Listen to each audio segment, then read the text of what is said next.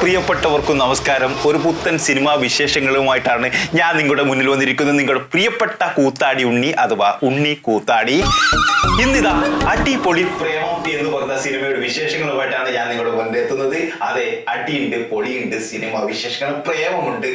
സിനിമയുടെ ഏറ്റവും വലിയ പ്രത്യേകത എന്ന് പറയുന്നത് ഹോളിവുഡ് സിനിമയുടെ മുമ്പ് എനിക്ക് പറയാൻ വാക്കില്ല, അത്രയ്ക്ക് മനോഹരമാണ് സിനിമ. നമ്മൾ മുമ്പ് വർഷങ്ങൾക്ക് മുമ്പ് ടൈറ്റാനിക് എന്ന സിനിമകളുടെ ഓർമ്മ, ടൈറ്റാനിക് പ്രണയത്തിന്റെ. ഇത് സത്യം പറയാലോ, ഇത് കപ്പലില്ല എന്ന് മാത്രം, ബോട്ടുണ്ട്, ആ ബോട്ട് മുങ്ങി എന്ന് മാത്രമാണ് അതിന്റെ വെമ്പുന്ന സിനിമയാണ് ടൈറ്റാനിക്. എനിക്കൊന്ന് ടൈറ്റാനിക് സത്യം പറയാം, തുറന്നു പറയാം, ഒന്നും വിചാരിക്കുക എന്നോട്, ടൈറ്റാനിക് ഒന്നുമല്ല, പൊയിലാണ്. പക്ഷെ ആ മുങ്ങിത്താണ് പോകും വീണ്ടും പൊങ്ങി വരുന്ന ഒരു രംഗമുണ്ട്. എങ്ങനെയാണ് മൊയ്തു സാർ നിങ്ങൾ ഇത് രംഗത്ത് അവതരിപ്പിച്ചത്? എങ്ങനെയാണ് ക്യാമറയിൽ പകർത്തിയത്? സ്റ്റണ്ട് എന്ന് പറയുന്നത് രാഘവൻ സാറിന്റെ സ്റ്റണ്ട്. സത്യം പറയാലോ, 10-12 അടിയുണ്ട്, 3 അടിയെ ഞാൻ കണ്ടില്ലോ. കാരണം ഈ 12 അടി കാണാനുള്ള ശേഷിയിൽ അത്രയ്ക്ക് പേടിയാണ് നമുക്ക്. പേടിച്ച് വിറക്കിയാണ് ഓരോ സ്റ്റണ്ടും, അടിക്കും വെടിക്കും ഒക്കെ നമ്മുടെ മനസ്സിലാക്കൊള്ളുന്നത്, ഞങ്ങൾ ചങ്കിലാണ് കൊള്ളുന്നത്. അത്രയ്ക്ക് മനോഹരമാണ് സിനിമ.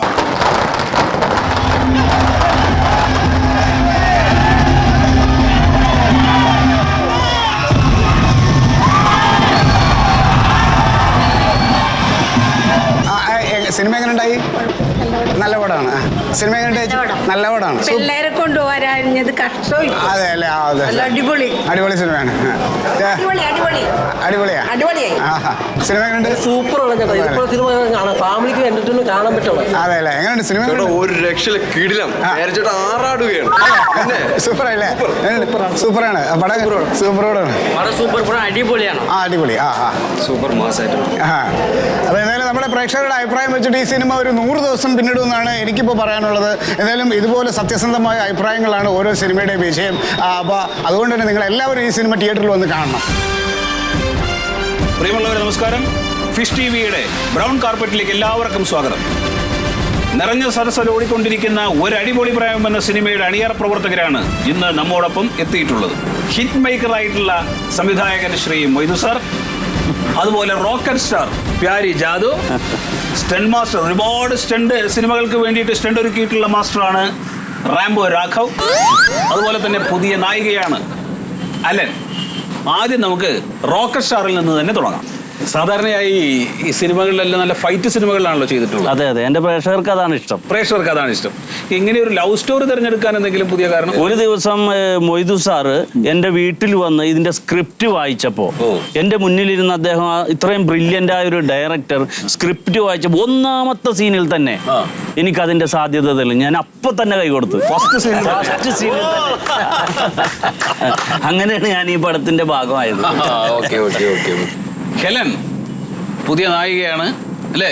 പ്യാരി ജാദിനെ പോലെയുള്ള ഒരു നടന്റെ കൂടെ അഭിനയിക്കുമ്പോൾ എന്തായിരുന്നു മൊത്തത്തിൽ സിനിമയുടെ ഒരു എക്സ്പീരിയൻസ്? ആക്ച്വലി ഞാൻ ആരോടും പറഞ്ഞിട്ടില്ല, ലൈക്ക് സാറിനോട് പോലും ഞാൻ പറഞ്ഞിട്ടില്ല. എനിക്ക് 15ാമത്തെ വയസ്സ് തൊട്ട് ഓഫറുകൾ വരുന്നതാണ്. 13 കഴിഞ്ഞ ബർത്ത്ഡേ ഞാൻ 2 മാസം അപ്പോ like അത് also before this movie I have rejected 11 offers which I got, so I was waiting for a correct time. Yeah, and Moitu sir give me a very brilliant script and my co-star is an outstanding actor, so I thought okay, why not me in films, why not? And so അതാണ് ഞാൻ ഈ script കണ്ടു, like കേട്ടപ്പോ തന്നെ അഭിനയിക്കാൻ തീരുമാനിച്ചു. അടുത്തായിട്ട് നമുക്ക് മൊയ്തു സാറിലേക്ക് വരാം. മൊയ്തു സാർ, എന്താണ് തിയേറ്ററിൽ നിന്നുള്ള ഒരു ഫീഡ്ബാക്ക്? അല്ല, തിയേറ്ററിലെ ഫീഡ്ബാക്ക് എന്ന് പറയുമ്പോൾ എനിക്ക് എൻ്റെ മൊബൈലിൽ കോളുകൾ ഇങ്ങനെ അടിക്കടി വന്നുകൊണ്ടിരിക്കുകയാണ്. അപ്പോൾ അതുകൊണ്ട് ഞാനിപ്പോൾ ഈ പ്രോഗ്രാം സമയത്ത് ഫ്ലൈറ്റ് മോഡിൽ ഇട്ടിരിക്കുകയാണ്. അത് എനിക്ക് പ്രോഗ്രാമിൽ ഇരിക്കാൻ പറ്റില്ല, ഒഴിവാക്കി. അപ്പൊ ആളുകൾക്ക് ഒരു ഭയങ്കര എക്സ്പീരിയൻസ് ആണ് സിനിമ.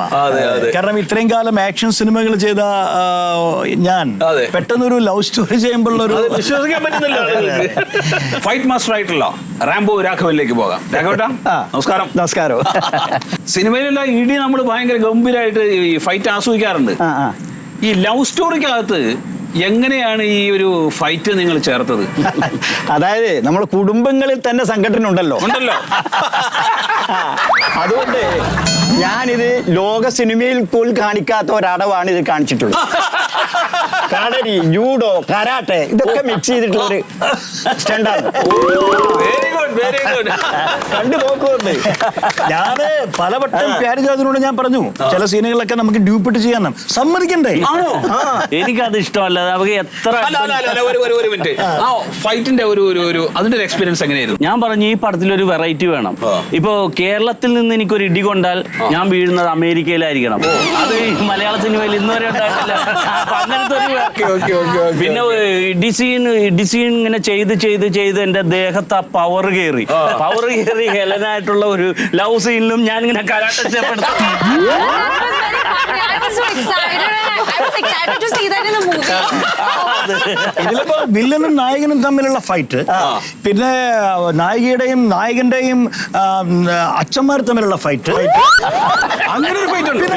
നായകയുടെ അച്ഛനും നായകന്റെ അച്ഛനും തമ്മിൽ Moidu sir, actually you are disclosing the moments of the movie. Okay? Yes, You are not supposed to do that.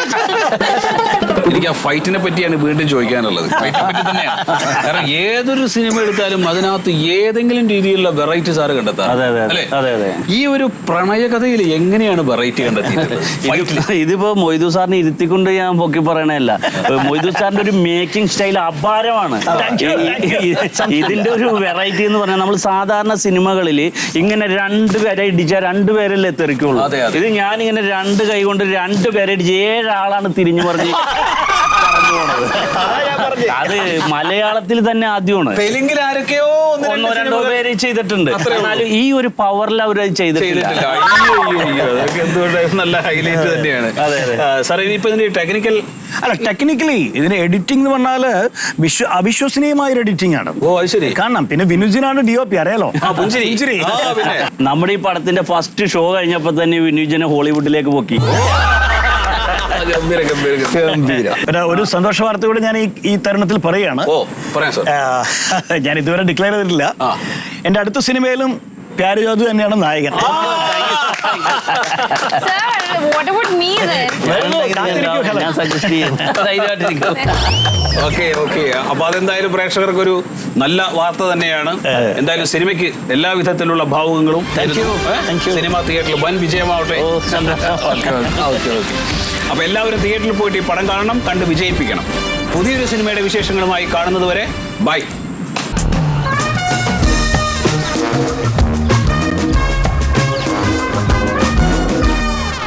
ഈ യുവനടിയുടെ ഇപ്പോഴത്തെ അവസ്ഥ അറിഞ്ഞാൽ ഞൊട്ടും.